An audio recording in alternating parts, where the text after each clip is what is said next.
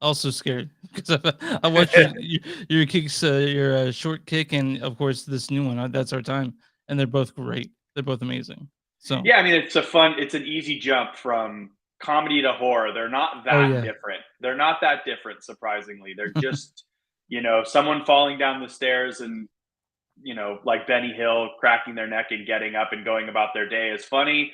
Someone falling down the stairs, cracking their neck and just staying down is horror. So, yeah. So, like, how did the idea of "That's Our Time" became? Because to be honest, it is like to to be honest to me, it almost lends itself to out to be like you can make that like a 5-hour movie, like because the story is so great, and if you don't pick up on the aspects of it, and here we're not going to ruin, the twist, but where did the idea of that come for you? Well, I mean, like you said, Second City earlier, my writing partner, Josh Callahan, and most of the stuff we do starts off as a sketch that we would think would be funny. If it makes us laugh and we joke around, we will kind of we'll poke at that thread and we'll pull at it. We'll tug at it until we kind of either reveal something that we're interested in pursuing, or if we joke around about something and we forget about it in 3 days, that usually means that it either A wasn't funny enough or B just didn't stick with us. So it's very hard to talk about the short without spoiling it. yeah, So I can't really tell you what that sketch was, yeah. but I can tell you offline. And then if any listeners see it and then they want to know what the sketch idea was, I'd be happy to tell them via social media. Okay, But yeah, okay. it started as a sketch and it just kind of slowly morphed. I mean, we were feeling a certain kind of way, like most people were in the pandemic. We were kind of exploring some of those feelings. I was hit particularly hard with a series of like random tragedies that happened over Oh the no. pandemic, and I'm 30. Oh boy, I can't even remember how old I am. I believe I'm 37 now. I'm Nice. 37, and it was kind of my first good year of like, oh my goodness, like friends are getting sick that are my age. People in my life that I've known for a long time are tragically passing away. It was just like kind of a strange, uh, just kind of being surrounded by stuff Right. that, for lack of a better word, I was privileged and blessed to not have experienced a lot up Hmm. until this age. And I told Josh, I said, I just want to explore some of those themes. It seems like if the universe is telling me all of this and showing me all of this, I probably need to look inward. And like any artist, usually I kind of turn to my art to help me process Sure. Right. things that are particularly difficult. Yeah. How did Marquis and Deborah Wilson get involved in this? Because they were incredible. They fit the roles so perfectly. Marquis is a dear friend of mine. So Oh, I've known nice. Marquis for a long time. His wife is very good friends with my wife, and we had always wanted to work together. But just the right thing hadn't really come up. But when Josh and I finished this script, he was the I sent it to two people. I sent it to my producer Steve, and I sent it to Marquis. And I said, Marquis, I think that this might be a good one for us to work on for the first time together. If you're interested, give it a read and let me know. And he gave it a read. He got back to me like I think either the next day or 2 days later and just Awesome. said, "I got to do this. This is perfect. This is exactly what I've wanted to do in my next steps of my career." And I said, "Well, then we're speaking the same language." In regards to Deborah, Hmm. that was a little bit more of your traditional casting process. All right. So we knew we needed our therapist to be somebody that Marquis's character, without spoiling anything, would sit down with and be so intrigued by her that she would almost envelop him with her philosophy. Hmm. And when you meet Deborah, like Deborah is so supremely 100% authentic to herself that it could only have been Deborah Wilson. It was my wife's idea. She said, I just ran into my friend who's doing a video game with Deborah Wilson, and Hmm. this therapist you're describing sounds like Deborah Wilson." And I said, Deborah Wilson is such a stroke of genius for this therapist. And we shot Deborah an email, and Deborah read the script. I had one call with her, and I could tell right away that she was super into it. And yeah, we just kind of went from there. So, I mean, a lot of it was just kind of emailing people, sending stuff out, having them read the material first. You know, I think if I can speak for Josh and I think a lot of people who make short films don't quite understand this, which is the importance of a good script before you start making it. That makes a world of difference when you're in production and in pre-production, because if you have a strong script and you've done the work there, people will A, try to elevate to that, and B, you're going to attract the type of talent you want to be working with if they're reading a script that is already compelling. If they can see the vision in the script, you've already done your job. So, I watched this. I've probably watched it 4 or 5 times now, and I was watching it last night. My wife walked into the room, halfway through it, sat down, and she was looking at her phone. By the time it was done, she was looking at it. She's like, "Can you restart that? That was fucking cool as shit." So, we're so happy to hear. Yeah. It's really, honestly, it's really hard to get my wife into watching something new, and to know that she was so into it was a testament to how good That's Our Time is. One of the things I really noticed when I was watching it is how quickly you're able to flesh out a character. Like a minute and a half into this thing, I sort of felt like I knew who Marquis was and who Deborah was. I sort of got an idea of how they are. So how are you able to flesh out a character in such a short time? Improv, man. I mean, when you learn to, again, I preach that gospel for anyone that wants to get into writing. Josh and I met at the Second City. That's where we learned. I would have never considered myself a writer. I have the worst grammar on the planet. I got ADHD in a way you cannot understand. Josh, on the other hand, is an incredibly gifted writer, has incredible grammar, and totally understands structure in a way that I don't. So the two of us, our ideas, and kind of, I'm all about like, how can we do something you haven't seen, and how can we make it visually crazy and weird? And Josh is like, okay, but yeah, what happens, and why do our characters do what they do, and why do they care? And those kind of things mold into what you see. But to answer your question, when you improvise, you have 3 lines to establish that. What the scene partner's name is, you name them, they name you, you say what you're doing there and why you're doing what you're doing. And if you can get that out in your first 5 lines, then the audience can go along with you as you make up this story. But if nobody's clear on what's going on, we've all seen bad improv. It's usually because you don't understand what's happening in the scene. And if you don't understand, there's a good chance they don't understand, the improvisers. So for me, especially in a short film, it's so important to very, very, very quickly establish the things that we need to know before we get into the story, or else people are going to start to drift. You know, it's like the who, the what, the where, and then the why. And then very specifically, when you're doing a twisty thing, kind of what we're doing, usually you reserve one of those to the end, right? So for our film, without spoiling it, we're probably removing the who, right? Or the why.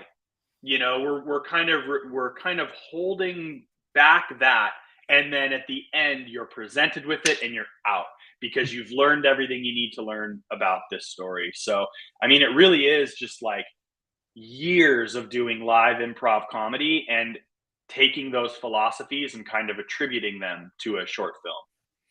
Now, not just your short film here, but I mean, you've worked on, some video game storylines as well. One of them I'm probably going to have to sue you for, because my name is Neil Blackwood, and I feel like I need to get some, what repercussions on that? Some residuals. You need some residuals. Yeah.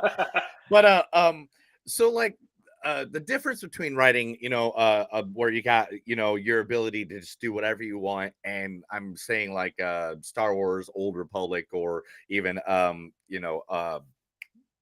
Chris, say it for me. What? Elder Scrolls? Yes, What Elder Scrolls. Thank you. I worked 16 hours yesterday, bro. I literally, I worked record store day. I worked at a farmer's market. It was a long day yesterday. Anyway, so sorry about that. But anyway, so what's the difference? Do they give you like a guideline when you're working for like the Star Wars universe, and like compared to, having your own open ability, or how do they guide you over in like those kind of places? Well, everybody's different. So every client has a kind of a different way of approaching. I've kind of dabbled in all sorts of different places in the video game space.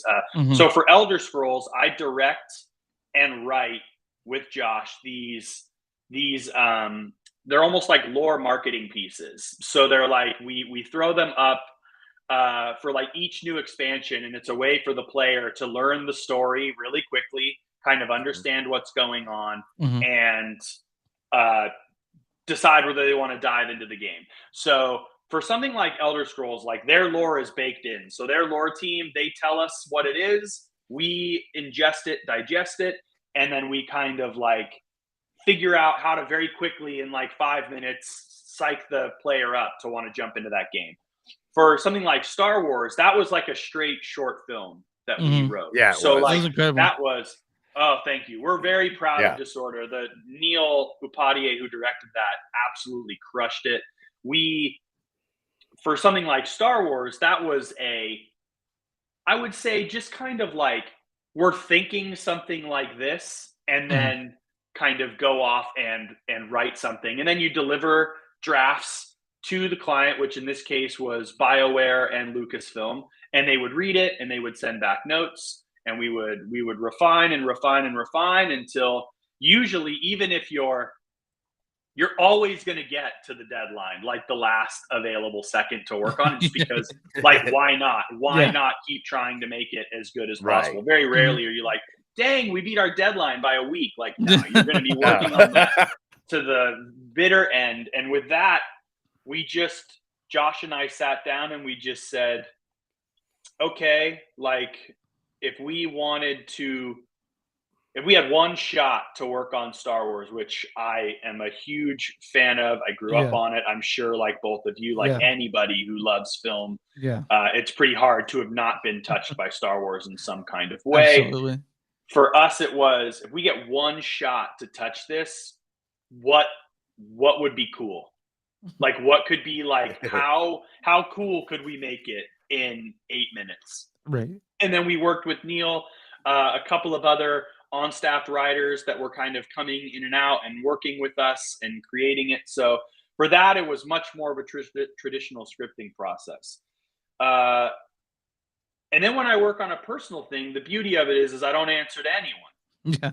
I only answer to me, my taste, Josh's taste, and anyone that's working on the project, or someone who I send the script to for notes. I mean, that's the dream, right? That's why independent filmmakers make the films that they make, is because they don't have a corporate entity over them telling them what to do. I mean, that's why when you go to a place like Panic Fest, there's a huge difference between the independent films you see and something like Renfield. It's not just money and budget and Nicolas Cage. It's also, there are 8 production companies brought on to fund the thing. There are multiple producers, creative producers, executive producers. You've got something as simple as like, hey, we can't show that thing in this country, so you've got to change that. So there's so many things that come in when you're making something for the studio system. And then when you're making something on your own, like That's Our Time, it's really just all about what is going to surprise me and delight me. And if I get one chance to like put something on screen for an audience, I want them to kind of see me in it. You know what I mean? I want them to see my taste. I'm not doing something to please them. I'm doing it to please me. And in turn, if I like this thing, someone else is probably going to like this thing. I think that is the That's the big difference, is that Yeah. you're your And- you're your critic when you're making it yourself. And Alex, that's exactly how this actually podcast started. Me and Chris noticed that there weren't people out there reviewing movies honestly. Instead, you got your critics that are like, "Oh, we're trying to make this sound better for this studio." And in fact, me and Chris met at a D&D group. That's how we met. Nice. And the first movie that we reviewed together was I, Tanya and the Last Jedi. Were the two movies that we reviewed on our first episode. Which The Last Jedi, never heard of it. Did people talk about that? And Did people someone have talked opinions on about that? it somewhere. yeah, somewhere I saw that somewhere. Something about some guy named Luke. I don't know who that guy is.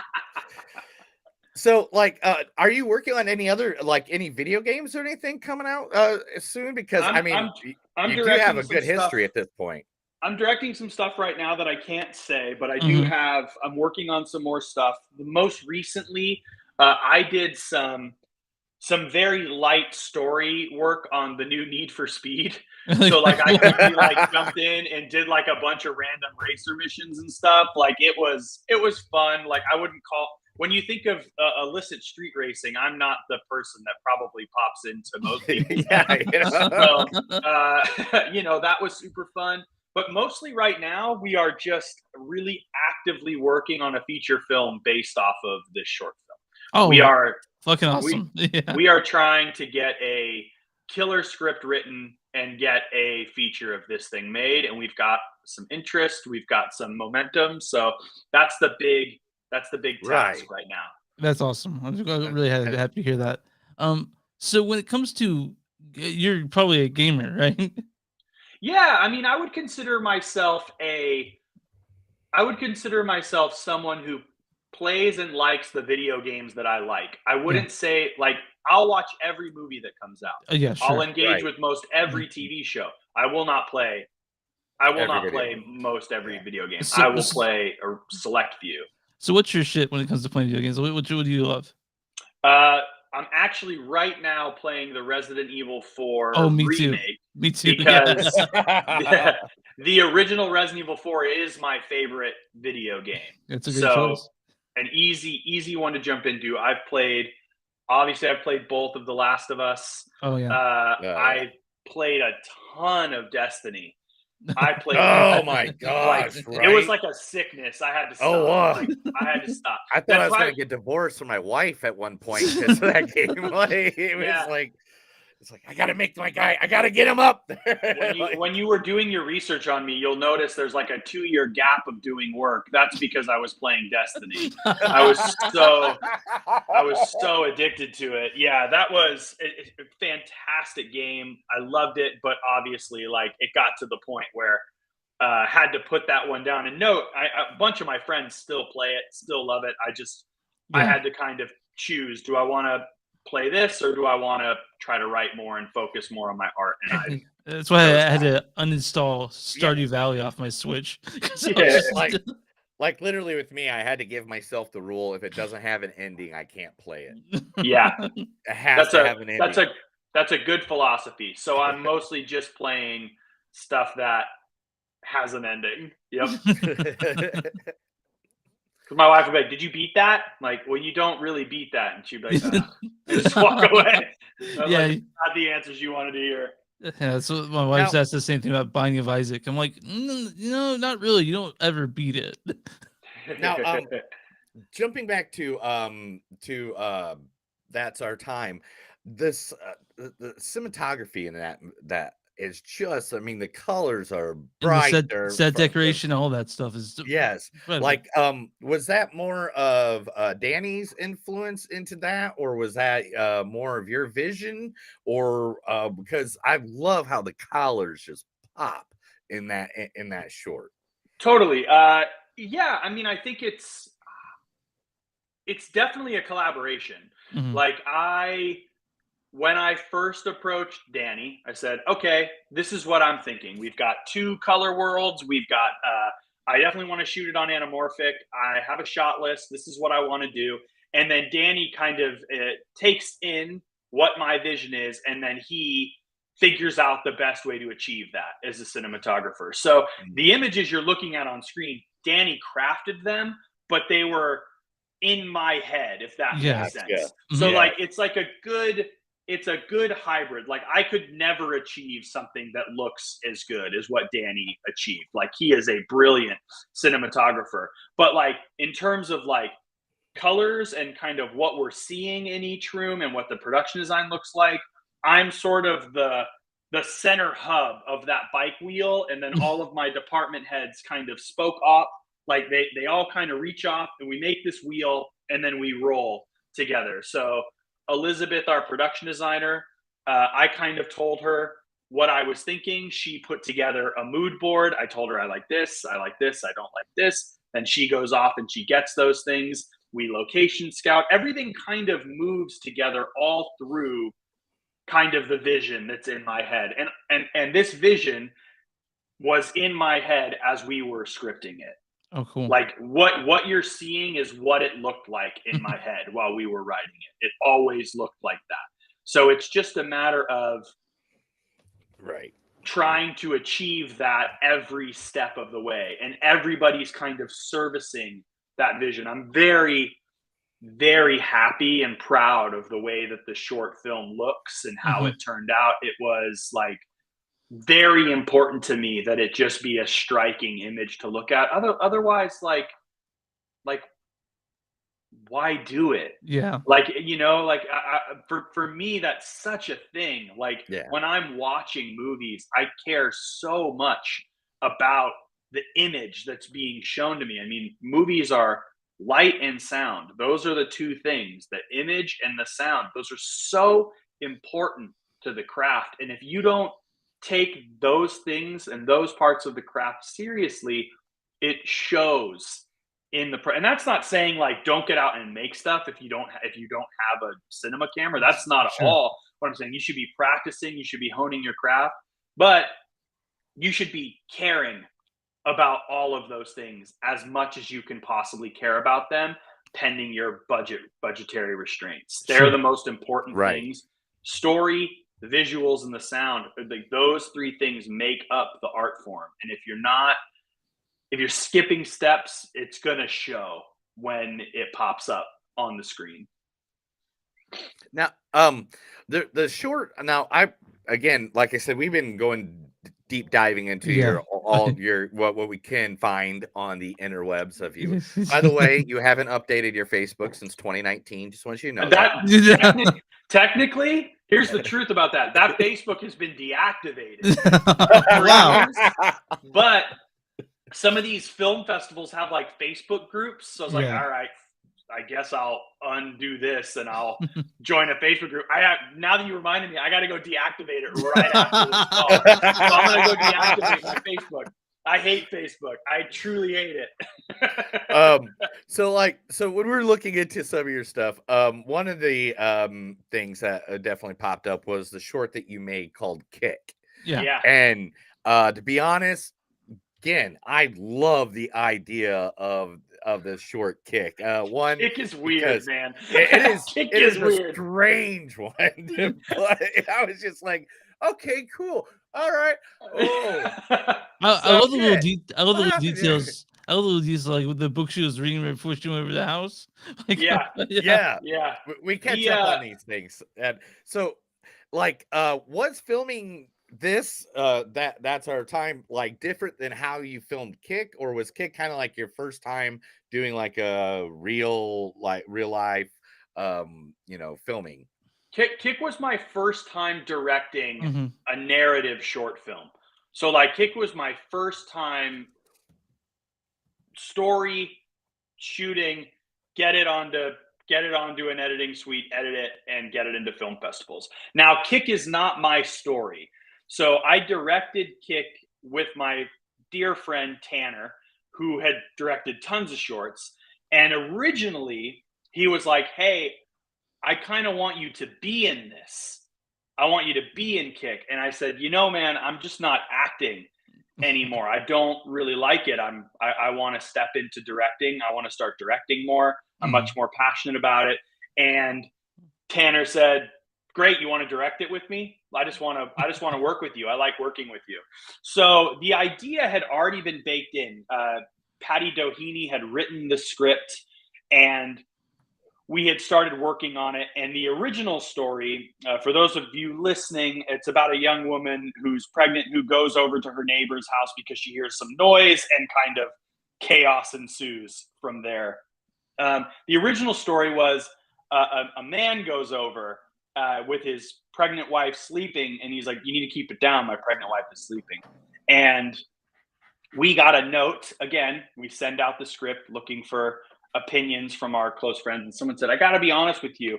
I feel like the more interesting version of this story is the pregnant woman goes over to tell people to shut up." Yes. Yeah. And that note came from Sam Sheckman and my wife, who plays Paige. My wife plays Oh, cool. Okay. the woman. Yeah. They both said it, and we went, that's pretty good. So like we went off, rewrote the script, and then shot Kick. Kick was harder in some sense because Kick has so much more blocking and so much more things going on in it. Like the story is much stranger than That's Our Time. I think That's Our Time is twistier, but like, and a little bit more of a thinker than Mhm. Kick is. Kick is kind of just insanity. A lot of So it. the real difference, I think, between the two of them just was like the sheer amount of shots we needed to achieve for Kick versus That's Our Time. That's Our Time was much more of an like, get these actors in a room and let them cook. Whereas Kick was like, okay, we got that. We got to move on. We like need to Right. move on right now because we're falling behind. I mean, yeah, I loved Kick, and I love That's Our Time. I was really impressed. For some reason, when I got the email, it went straight to my spam for some reason, and I checked. I'm like, why didn't I see this before? You know. Yeah, Kick remind me of this time I got invited to a party. I walked in the door and I was like, "No, this ain't the party for me. I gotta go." And that's what it kind of reminded me of when the pregnant lady realizes what's going on. Yeah. Oh, It's like, I feel like we can spoil Kick because it's not on the festival. She basically goes over to her neighbor's house. She thinks they're having a party, but it's like a crazy BDSM, like dominatrix fucking night with these like old people just like whipping each other. And then like this big dude in a giant gimp costume like chases her around for like 10 minutes. It's wild. It's strange. It's and I repeat, it was not my story. It was not my story. We have a friend named Jeff that I'm gonna buy that costume for Oh, Halloween this year. Dude, I think it's on Amazon. I think we just looked up like 3XL gimp costume. I'm like, you can get it tomorrow. Jeff Bezos will drop it off. All right. Sounds good. Oh my god. So, as a director, what do you think is the most important quality to possess that would win to being a director? Like, what's the most important like place to start, or what's the most important thing like to think about when you're directing? Like, what do you think a director needs to need to have before they start directing? Taste. Yeah.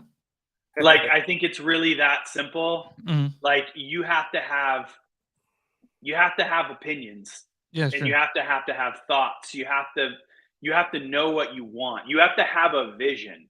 Mhm. And if you can't create that vision, it's going to suffer because everybody's looking to you to have that. It's not your DP's job to know what the image looks like. It's his job to help you achieve what you want that image to look like what I was saying for Danny. It is not up to my production designer to go design everything because they don't know what the actors are doing. Are they standing up? Are they sitting down? Are they running? What's the camera doing? Are we going to even see this wall? Right? We're not even going to see that wall. Don't set deck it. So there's this kind of like, there's a balance. It's really as simple as like, ever since I was a kid, I always thought I just kind of had quirky taste and I was into weird stuff. And I think people recognize that in me. My mom always laughs because when I was in middle school, late middle school, early high school. Like I had to get like a suit for like, weddings and family Right. shit and going out to dinner and all this stuff that I never cared about. But you know what I hated about suits were when I was younger, fat ties were really popular. You guys remember these Mhm. like Warner Oh Brothers, yeah, yeah, like yeah. fat silk ties? And I was like, these are whack. I want like a skinny tie. I want like a little thin tie, like a little Reservoir Dogs tie. Give me a little Yeah, like. yeah. And my mom was like, Alex, they don't sell those anywhere. You're gonna have to go to like a weird thrift shop in Berkeley to find that. I was like, that's what I'm gonna go to Berkeley. It's like I go to Berkeley, I get this little thin black tie, and I'm wearing that, and everyone's like, look at this. He looks like a 1960s greaser in this stupid tie. Everyone was like judging me, and I was like, my skinny black tie is cool. And then like 4 years later, like fat ties were gone. All you could buy were skinny ties. Mom always left. She's like, you and that fucking skinny tie. Like, everybody, you had to have your skinny tie like 5 years early. And I think that's like the little secret is just kind of knowing what's going to be a thing or what's the thing, and kind of being super interested in what all these different artists are doing and kind of engaging with it. That's why Panic Fest, I'm so happy we got into Panic Fest. Yeah. Because Yeah. when I look at Panic Fest, I'm like, this in like 4 years, I was telling the programmers this, is going to be like the biggest genre festival in the country. Yeah. You can feel it. It's like they take everything super seriously. The branding's amazing. The selections are great. Mhm. The theater is really cool, and the audience is super engaged. Like all the things you need for a successful film festival, they're doing in spades there. So for me, I think that's the most important thing as a director is just really love the things that you love and try to harness what you like about them into kind of a forward vision as an artist. I tell everyone my favorite time of year is Panic Fest because Oh yeah, it's such a blast. I go every year, and these past years we've been lucky enough to be able to cover it as a press. yeah, But we've been going to that since before then. He's been going for years, and we've been Yeah. covering movies from it for just shits and giggles until Yeah. they're finally like, "Hey, you want to be press for us?" And it's like, yeah, for but sure. when I used to live in Kansas City, it would have been easier. I live in Tulsa, Oklahoma now, so it's like a 5-hour drive to try to get up there. And plus, I work in local radio here, so it's like it's hard to just be Yeah. like, "Hey, I can go to a whole week in Kansas City to hang out." Now, do you have any? Well, no, you told us there's stuff that you're working on. You can't really tell us about. We write down all our questions and send them back and Fair, forth to each fair. other, so we're on top of stuff for you. What advice? Okay, so one of my favorite questions to ask every person that we get to talk to, especially directors and writers here at the Panic Fest, what advice can you give to up and comers that are just starting off, that are just like, man, I'm having a hard go of it, but what's the best advice you can give to new up and comers trying to break into the industry? Totally. I think the first big one is that it's a numbers game. Mhm. Just stick it out. Stick it out. As hard like if you got to work 3 jobs, work 3 jobs. Stick it out, because that's what separates people. Are the people that, I mean, I jokingly say like I have a sickness for wanting to do this. Mhm. Right. And I am just like feverishly, ferociously just trying to achieve that dream at all times. And you have to want it more for yourself, because nobody's going to give you permission to do it. Nobody's going to try and, do it for Right. you. So really, like, honestly, the best advice is just stick it out. And if you're referring very specifically to like people that move to LA, it's find a community as quickly as you can. Get into an improv class, even if you're a director, get into an acting class. Yeah. Get into a class, get around like-minded artists and individuals, make friends, work together, stick together. Like, I don't mean networking in the gross Hollywood networking way of saying it, but also I do mean that a little bit. Create a network of friends around you. See movies together. Go out to dinner together. talk about movies, talk about art. I have a dear, dear friend who's just like my directing friend who I see movies with because she will go see everything. Yeah. It just doesn't matter. Yeah. She'll go see it. Yeah. And I think that, like, even having that is super, super important. And watch everything. Do not just watch what you like. Yeah. Watch everything. Challenge yourself. Like, I love Marvel movies. They're great. I see everyone in the theater. I haven't loved them so much lately, but I do love the MCU. I see all of them. But I also go see like every art house movie in the theater. Every A24 movie, that's what me and Chris, why we work so well on this podcast, is because, as you can honestly see, I'm more of the comic book nerd, and stuff like that. And Chris is more of the artistic, Chris will send me a movie and I'll be like, okay, why the hell am I watching this, bro?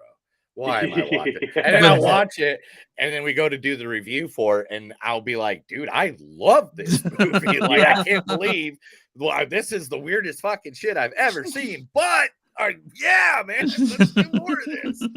And so that's what I like about having that counteractive. I absolutely love what you're saying here, because literally me and Chris's love of movies. I used to live above a one-screen movie theater in a small town in Indiana.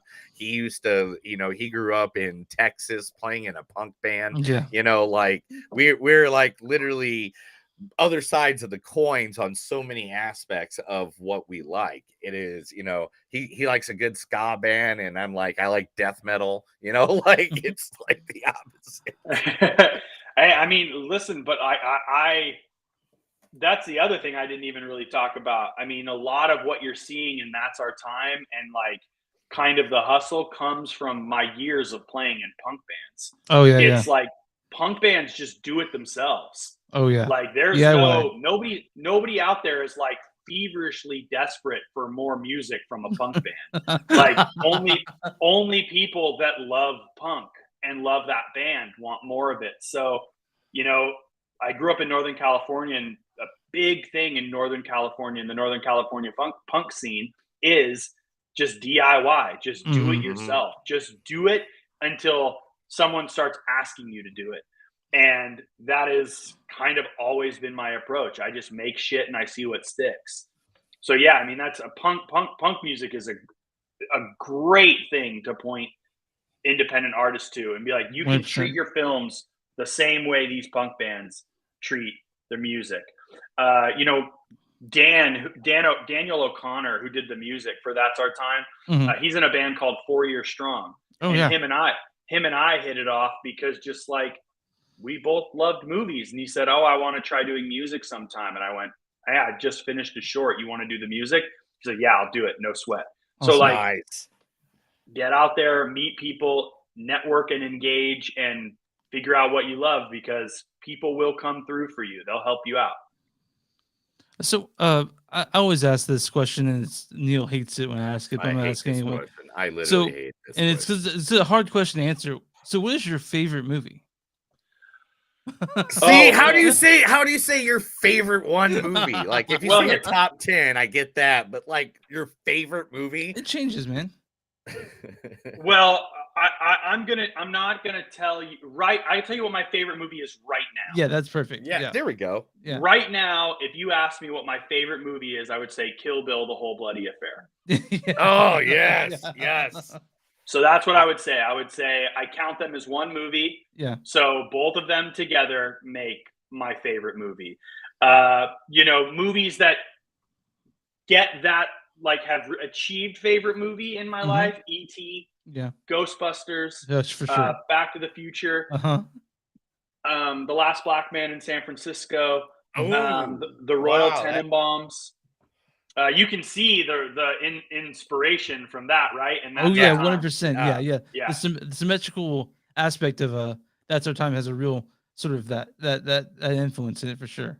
Yeah. You can I love talking about the influences because I think they're weird for That's Our Time. When you hear what they are, it's like, oh, E.T. and it's like, it's there. You just gotta look for it.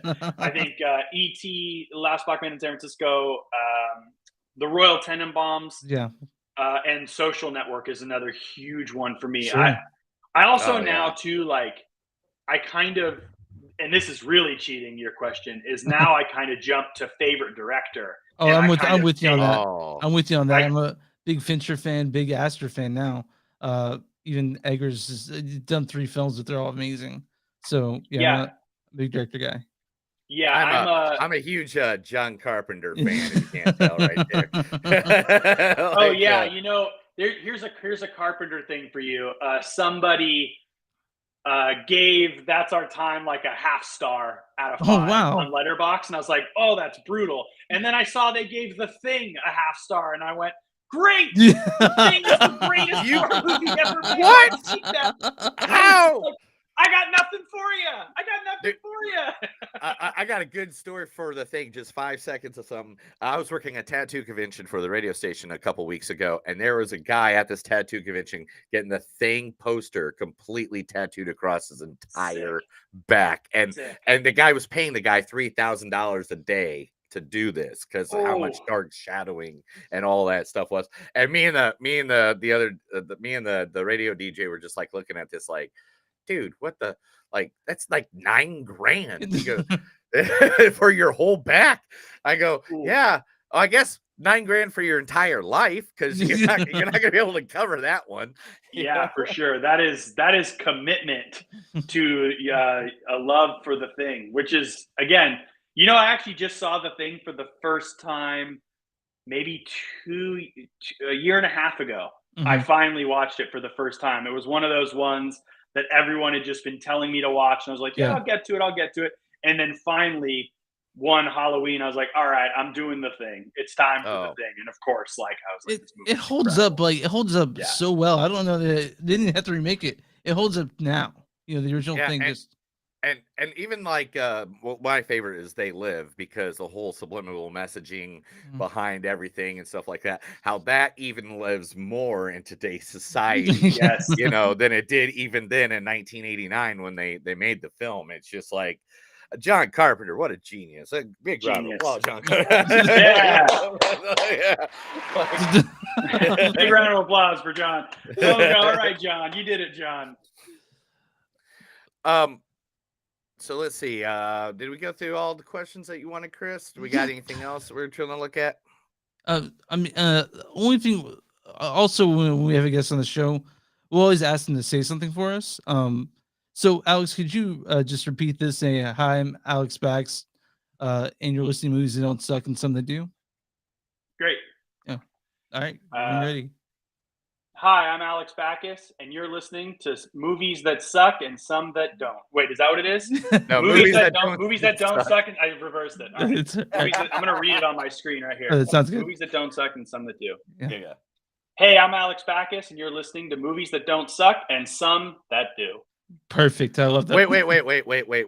Wait. So I'm gonna now, Alex, I'm gonna say this. You are a gentleman and a half, so we have been butchering your last name. Yeah, I'm so sorry. 30, That's okay. 35, 40 Backus. minutes.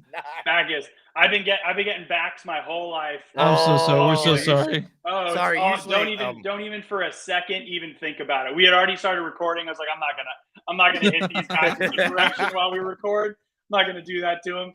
I'm not gonna do that to you. I'm not gonna do you dirty. It's okay. With these Panic Fest ones, what we do is we do a review like we normally do on our normal podcast. We don't normally interview people. The interview thing is only for the Panic Film Fest. Sure. So what we'll do is we're going to do like a good 10-15 minute review of, It's Our Time. That's Our Time. Yeah. Some of the That's Our Time. And so we'll apologize for saying your name. Oh, you're both very kind. You don't need to do that, but if you do, I appreciate it. It's all. It's all good.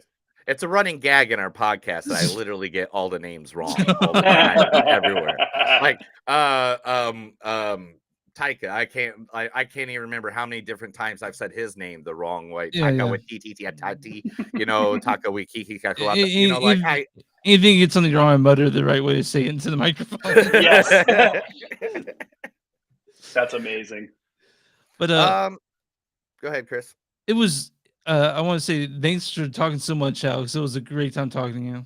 Really appreciate it. Thanks for having me on, boys. I really do appreciate it. And thank you for the kind words about the film. You know, I've worked on that thing for 17 months, and now that people are finally seeing it, it feels really good to hear people kind of respond to it in a really positive way. So, Oh, really, Yeah. thank you so much. oh, no problem. And I really hope you do get this to make a good full length film, because I feel like there's a lot of things you could go into, like Fingers telling crossed.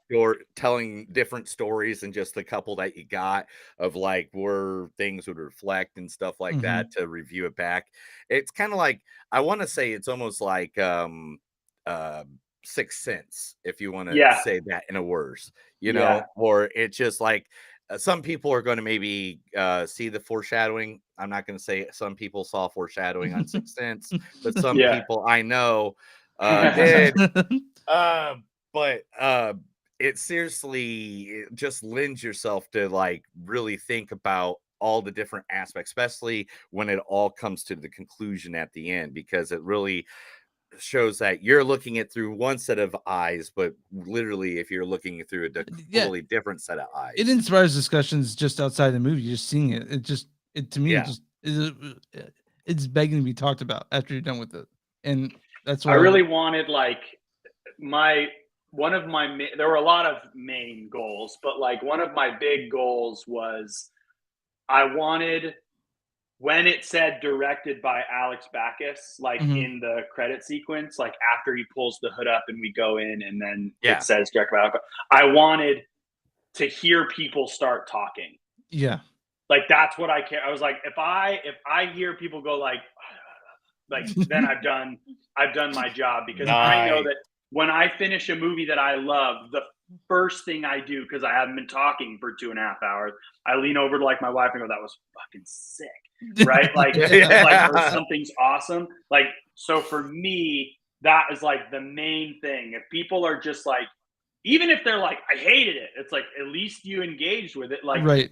I won't say anything, but I think it sounds like you saw Beau is Afraid, because you were talking about Yeah, I saw it. Yeah. Yep. So I've seen Beau is Afraid, and like, dude, that audience, like, you want to talk about a strange post, like a credit vibe in an audience. Like, I heard like there were people that shot up immediately and like ran out the door. Yeah. There were people that were like, I guess I'm just going to sit here through this whole credit sequence. It was such a strange thing. So like, that's a perfect example of like, you elicit something. Yeah. As long as you elicit something, you've done your job. Yeah, I'm still trying to figure out how I feel about Beau's Afraid, but Same. I'm leaning towards liking it. I think that's where I'm going on that one. I'm leaning towards that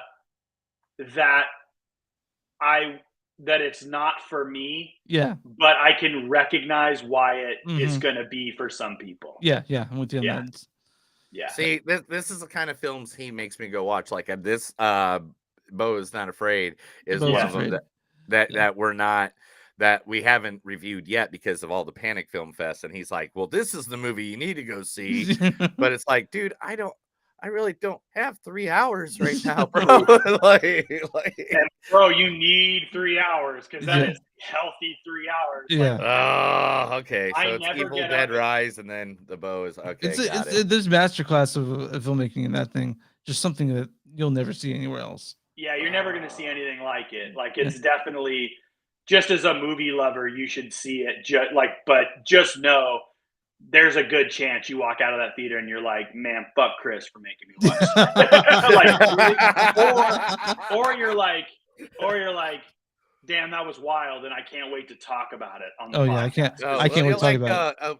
Like 2 movies I always respect this back to is Requiem for a Dream, The Whale. Like, great movies, awesome movies.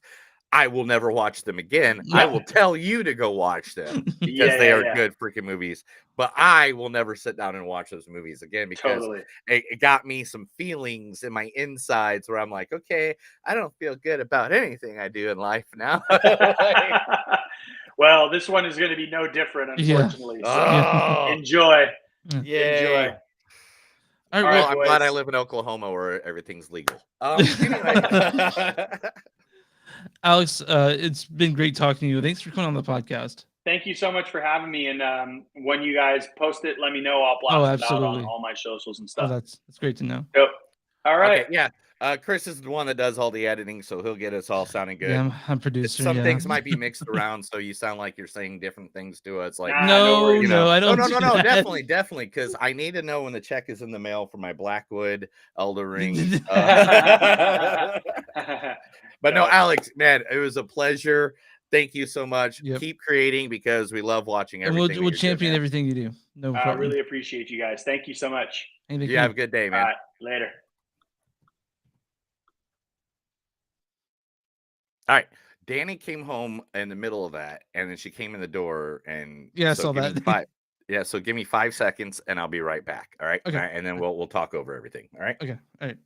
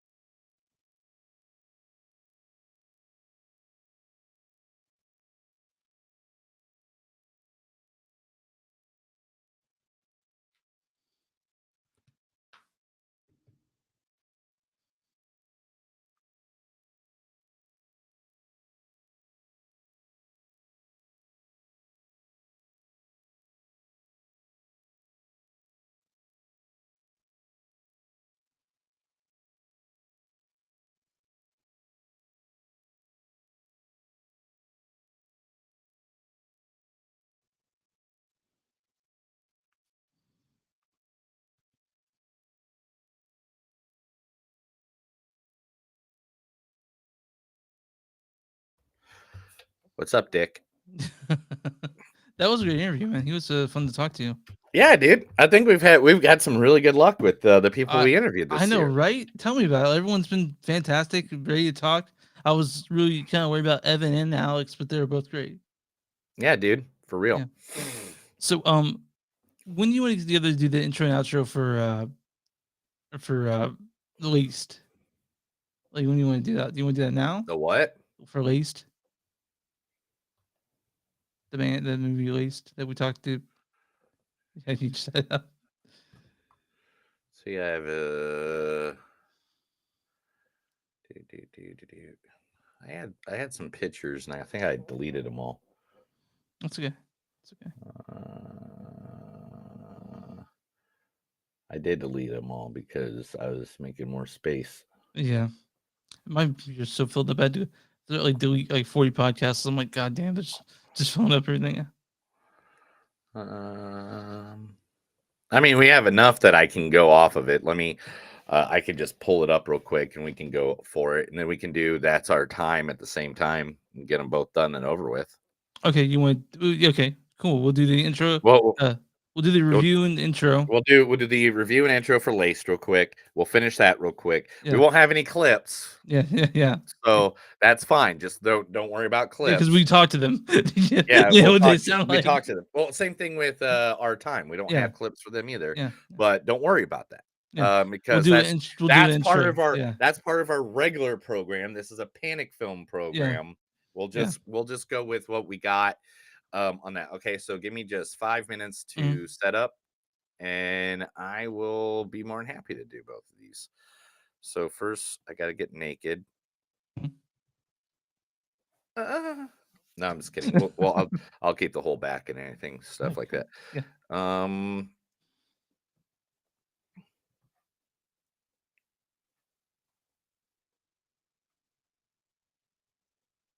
Let's see.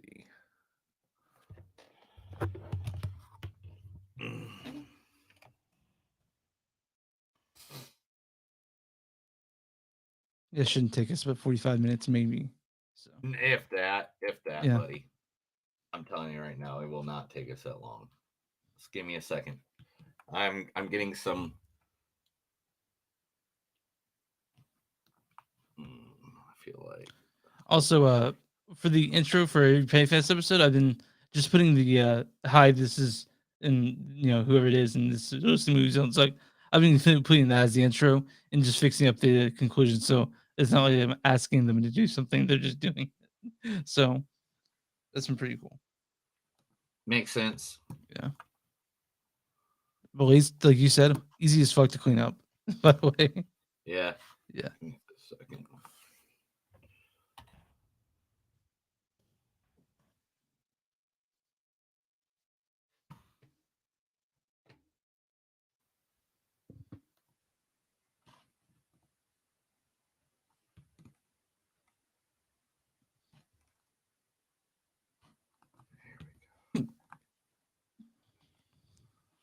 All right. Let's see if these work.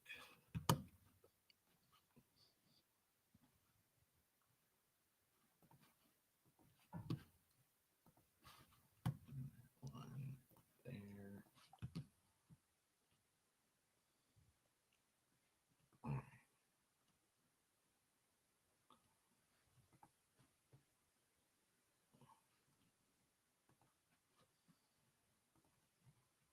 Okay, there's that and that.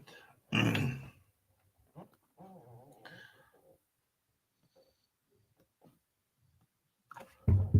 what a nice guy to not say, correct us the whole time. I know, right? I felt so bad. At the same time, I'm like, dude, it's kind of a dick move. Yeah, by the way, this is still recording the whole time. I want you to know that we're still we're still going. The video is still recording. So if you want this whole track, I'll send it all over to you. Or if you want me to stop now. No, I got it on my end too. So it sounded good. We have a great connection today. Okay, cool. Yeah. I just want to make sure. Just let me know. I'll save this, and this video will be saved on my YouTube. And then what it is. Evan shouted us out on the podcast on like Facebook and stuff like that. Evan Marlowe, because I put that stuff out yesterday. So, and then nice. Never Junkhead liked it and retweeted us, and they just give us a straight up like shout out. Just think, yeah. So. What was the other? Oh, Laced. Yeah. Got everything ready for. All right. Laced. We're gonna live forever. Laced. We're gonna do it good. That's Fame, isn't it? Oh, my bad. But we'll do Laced and then we'll do That's Our Time. You want to do it that way? And then And I'll send you an email. What else we'll watch for the like quadruple episode whenever we get to that. Yeah, dude. I mean, because the quadruple episode. I mean, next weekend Danny's gone all weekend, Okay. and she's in. So Friday night you're bored, we can get together. You know, like Yeah, just I think I'm free Friday. I think I'm free Friday. yeah, like literally, she'll be in San Diego, so I'll be here, and then Saturday morning I got to drive to somewhere in Kansas with my mother-in-law for a funeral. Oh, that's a bummer. I'm sorry to hear that. Yeah. If that wasn't happening, then I'd just be getting shit fucking wasted all weekend. Yeah. Uh, And we'll do our regular thing on Thursday when it comes to recording. I have no issues with that. I made sure that was free.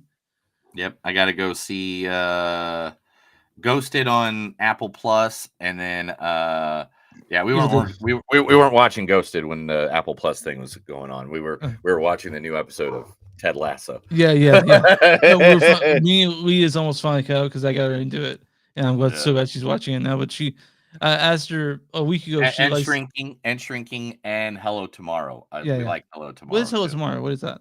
Hello Tomorrow is basically think of it as like a Fallout if the nuclear bomb didn't drop. Oh, nice. Okay, I'll check that out. Like for sure. so, it's like new age technology with old designs. Okay, so like steampunky kind of. Yeah, it's like the hover car. Their cars are hover, but it's like a 55 Bel Air. Oh, so it's like it's like what like Back to the Future thought cars would look like. And then it's like robots that are bartenders. Okay, cool. Like but the floating robots, like and stuff. And then what it is, it's a group of people that are selling people plots of land on the moon to live on. Oh, so this like okay, that's cool because so they're door-to-door salesmen. Okay. So it's a story about door-to-door salesmen, and one of the characters is played by the dude that does all the voices on The Simpsons. Oh, Dan Castellaneta. Oh, or Hank Azaria, maybe. Yeah. Okay. Hank. And so yeah, it's really good, man. It's it's an actual story though. So okay. All right. So I got Lace stuffed up.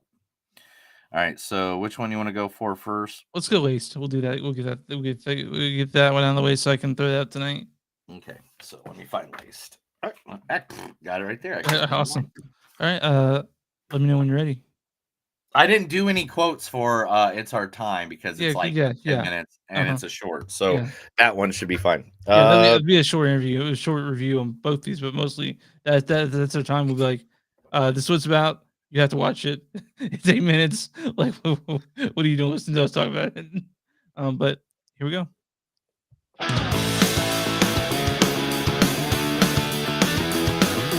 It's a show by Chris and Neil with all great movies. They are the real deal. We watch them all, so you don't have to. It's movies that don't suck and some that do. Ladies and gentlemen, boys and girls, listeners of all ages, this is Movies That Don't Suck and Some That Do. My name's Neil. And I'm Chris.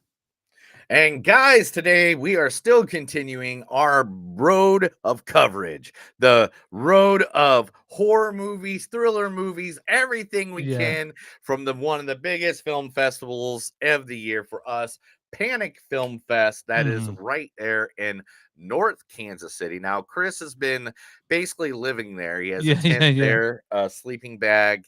Maybe he has spawned 4 kids. Adam didn't tell me to leave, so they're hosing him off the sidewalk. Now, if you don't know, the Panic Film Festival is held at the Screenland Armor, which is in North Kansas City, right across the river from downtown Kansas City, Missouri. Literally one of the coolest movie theaters you go into. And guys, if you can't make it to the film festival, which is every mid-April in Kansas City, then you guys can follow on at panicfilmfest.com. That's panicfilmfest.com, where they have a virtual tour. They have everything that's going on. You can buy tickets to watch movies that they have in their theater, and you literally get like this 8-bit game that you will go around in. That's like The Sims, if The Sims was on Nintendo, Yeah, and about horror movies. it's isometric view, so it's from above, and it's really cool. Like I've walked through there several times and playing games on there. I got lost in its cave. You know, so, Yeah. Yeah, it's awesome, guys, and definitely if you get a chance, go to panicfilmfest.com to go around, find out what it's all about, see if you can catch next year's, see if you can catch some of the films or get some of the ideas of films that are going to be out there for you to watch, because believe me, they've had a slew of them this year. Everything from Reinfeld to even the movie that we're going to talk about today, which is Laced. at least. It's yeah, we're gonna talk about that, and at the end of it, we have a great interview with the guy people from the main list. So stick around for that. You can check out our information. Oh, Yeah. no, maybe give information about. Oh, what? Well, you're right, because we don't normally do it like this, so we don't know what to do. All right, so, Chris, where can they find us? Find us on moviesdon'tsuck.net. We're at w2mnet.com. The W number 2mnet.com. You'll find our podcast there along with tons of other podcasts. We're on Facebook at facebook.com/moviesdon'tsuck. Yeah, /moviesdon'tsuck podcast. We're on Twitter at MTS Podcast. We're on Instagram at MTS Podcast. Go to patreon.com/moviesdon'tsuck if you guys want to throw us some money also on the top left-hand side of the screen if you're watching us on the video. And if you're if you guys want shirts, like a Movies Don't Suck shirt, go to bonfire.com, search Movies Don't Suck on something new, you'll find out there on some of the cool shit that Neil's made. And if you're watching on YouTube and Instagram, watch the Facebook and like that page, and wherever you find podcasts, you find podcasts, you find Movies That Don't Suck, and some that do. Neil, you there? Yeah. Okay. But and guys, normally we have something here advertising a small business. If you have a small business, make sure to just reach out to us.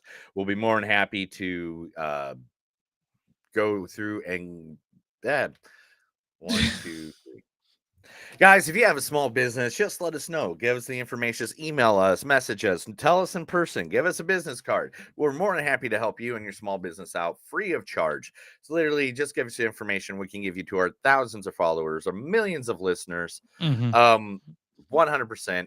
You can do that. We'll be more than happy to. But today, we are now deep diving again into another movie from the Panic Film Festival. Chris, tell us all about it. We're talking about the movie Laced, directed by Kyle Butenhoff, starring Kyle, Hermione Lynch as Dana Macken as Molly, and Zach Tinker as Austin. That's really the main cast, 4 people. That's the only cast. Yeah, it's the only cast, and it's a really cool like thriller, like not who done it, but like sort of like a thriller, like a crime thriller, right? Like kind of. What would you say it is?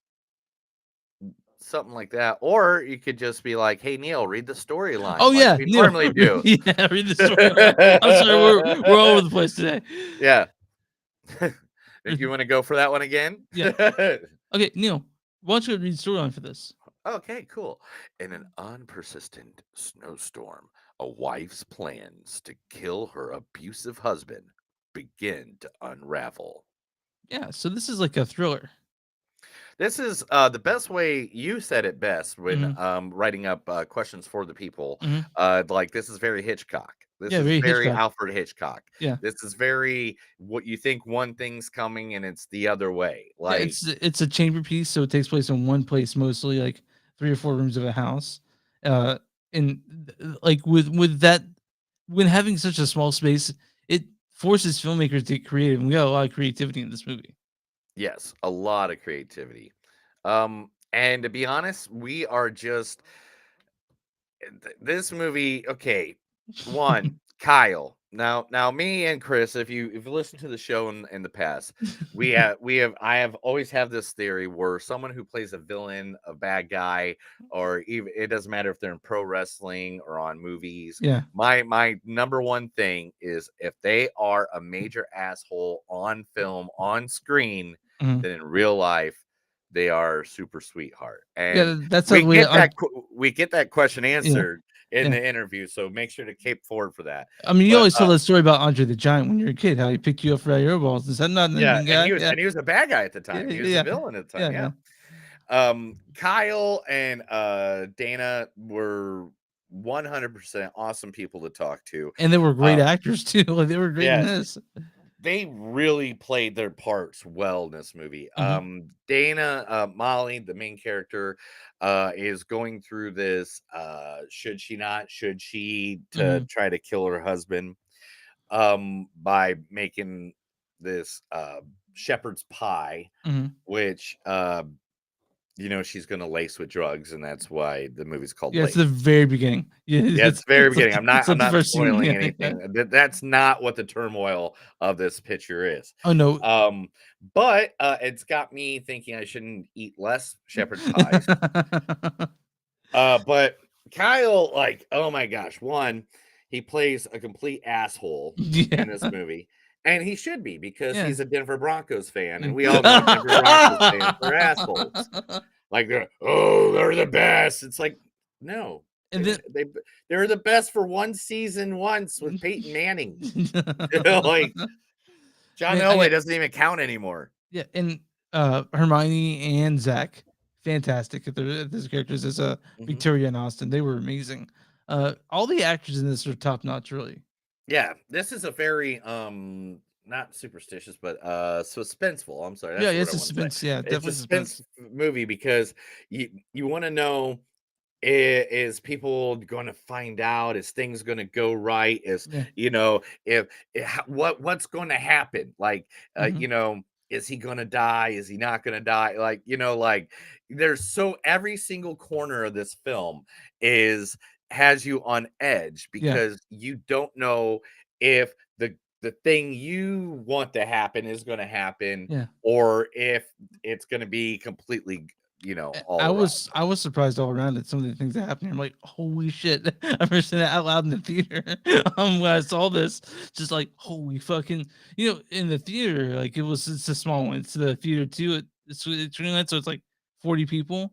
And you hear everyone collectively gasp. Everyone be like, oh fuck, like at the same time. It was really cool to see this in theaters. And I'm sure you were at home, be like, oh shit. Like, I know it surprised you at points too, right? Oh yeah, by any means. I was actually in this very room right now that I'm in, because my monitors, I got a pretty good sized monitor here, and it's great to with these soundproof. So therefore, I don't hear everything in the world going on. But yeah, there's many times in this film where like, oh shit, no, no. The characters played off of each other really well. Now, the two main characters, Kyle and or Charlie and Molly, who are played by Kyle and Dana, you could tell they've played with each other before. There's a wonderful musical called Quarantine the Musical that they did, that was a slap comedy, serious, I guess. I mean, I don't know how you say because it was comedy that brought a serious subject. Was it dramedy? I don't know if it was a dramedy. It was more of a comedy. Okay. And at the end, they're like, "Hey, I know we all got to laugh from this, but people died because of it."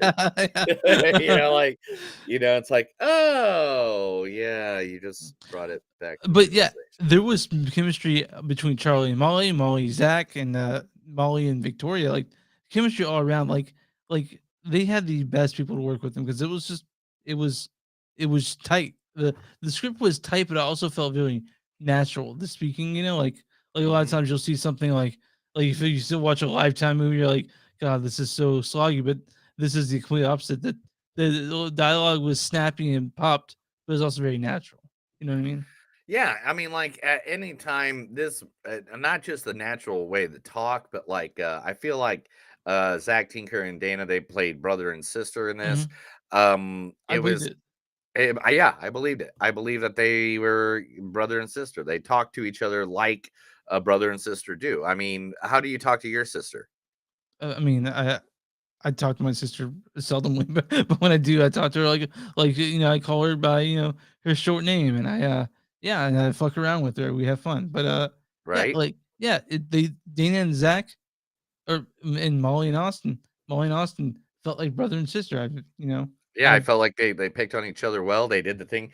The looming over darkness of this film is just like oh, there's dude, just such a like a dark complexion to this film just that you're dread. like, Yeah, yeah, it gets to the point where you're kind of like, man, I kind of feel bad yeah, that yeah, I'm rooting for the bad guy here.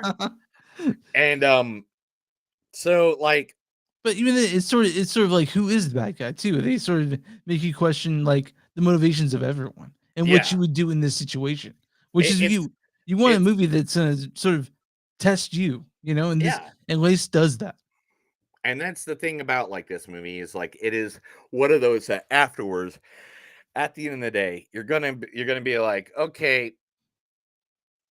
maybe I'm not a good guy for liking the way this turned out or the way this is gonna turn out. Yeah, But man, it is what it is. So let's get some quotes yeah, and we'll give our rating on this thing. yeah. Sounds good to me.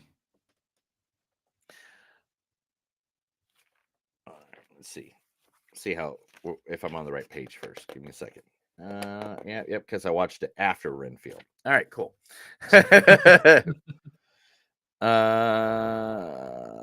What's going on? Nothing. Oh yeah, I'm giving quotes. Oh, All sorry. Burn a candle when it's done. I want you to know I love you. Oh, is that for me or is your boyfriend coming around? What are we having for dinner? Shepherd's pie. What the fuck, Jesus? Call that asshole. Nobody's happy all the time. Show me someone who's happy 24/7, and I will show you someone ready for a straitjacket. Sometimes I think I'm happy, but then I realize that I'm just not sad. Mhm. What is the score of the game? Because every Broncos fan has to ask that Oh 100 yeah. Okay. times because they lose constantly. I'm going to say a big scary word, but don't you worry. We are trying to help you. Flat on your back, and you still bowling the fuck out of her.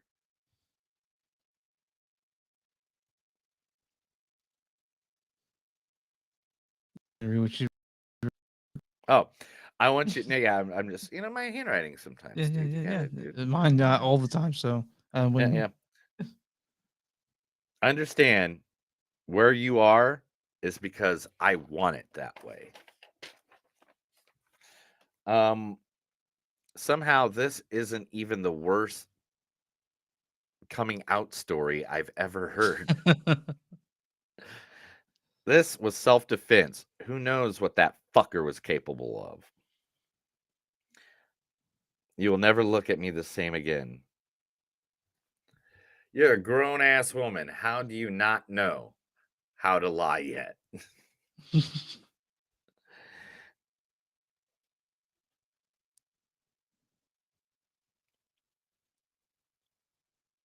Uh-huh. Mm-hmm. Oh, yeah. right. If this seat is good enough for Super Bowl 32, it's good enough for you. Lucky I know how to fix it. How's that? Whiskey? I He fixed a lot of said, things. yeah, he fixes lots and lots of that. He said he changed. He stopped drinking. He found God. Now, if you don't mind, I know where Chuck keeps his good bourbon.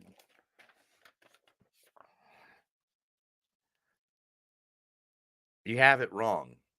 That's not the saying. It's 3 people can keep a secret if 2 of them are dead. Ooh. Her parents really wanted a Denny's waitress. One of my favorite days of my life, and I can never go there again. Who the fuck still uses Facebook? That's it. All right. So my score on this 4.3. it really surprised me. It was something that was I didn't expect to grip me so well, but I love this movie. I thought it was fantastic. Yeah. I hate that I let you go first sometimes because that's exactly the number I was going to give. God damn 4.3. it! Like, We'll see you guys later. Yeah, see you later. I guess we don't get to argue about anything today. There's no Rotten Tomatoes score yet, so that's just our score today. Your faces today. Yeah, I know. But yeah, it's not out yet, so there's no Rotten Tomatoes score on it. So I searched but yeah, it when this comes out, we'll definitely be shouting from the mountaintops where to find it. But Lace was great. I loved it. Yeah, it's one of those movies that literally, guys, that it was one of the best ones at the Panic Film Festival. By any means, you get a chance to go see this, do tomorrow. Do it right. Do it butt naked. Just butt naked. All. What are we talking about? Where did I go off? I'm on a tangent now. Yeah, we're on tangents. We do that though. But anyway, but no, this is literally a good movie. It is Hitchcraftian, very much like Hitchcock. It is very who done it, who did it, what's going to happen kind of film. Suspense, yeah. Very suspenseful. And at the end of the day, the bottom line is this.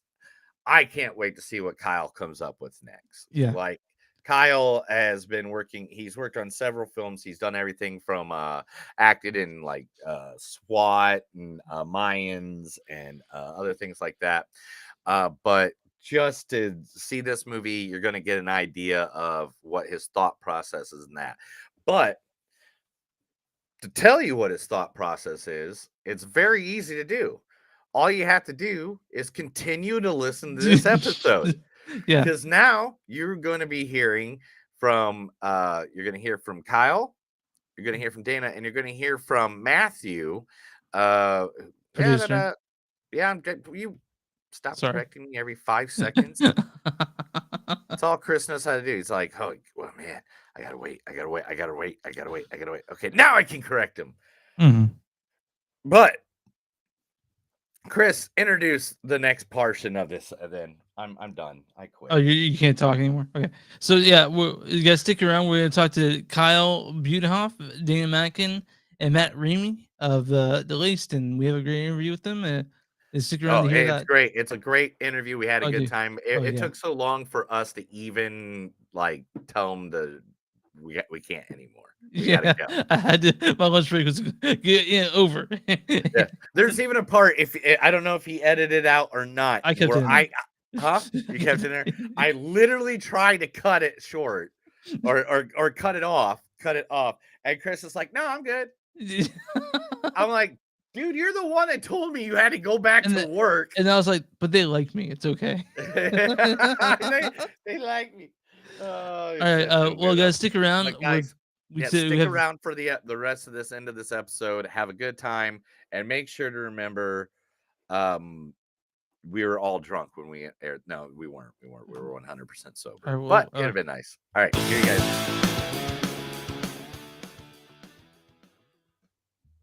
All right, cool. We did that. So we can just start over and do a quick review. Do I need to do an outro?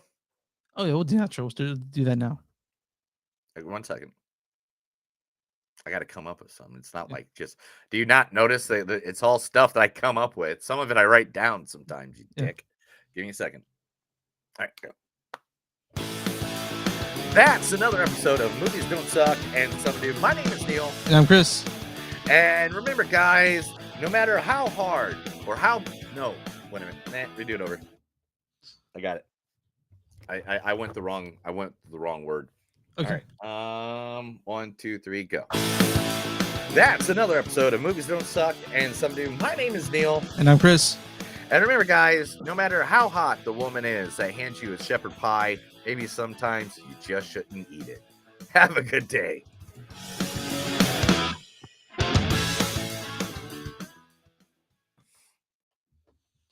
All right, there's that one. Here, let me just end this real quick, just in case you need the sound bits from this, and it's not really long files. So let me just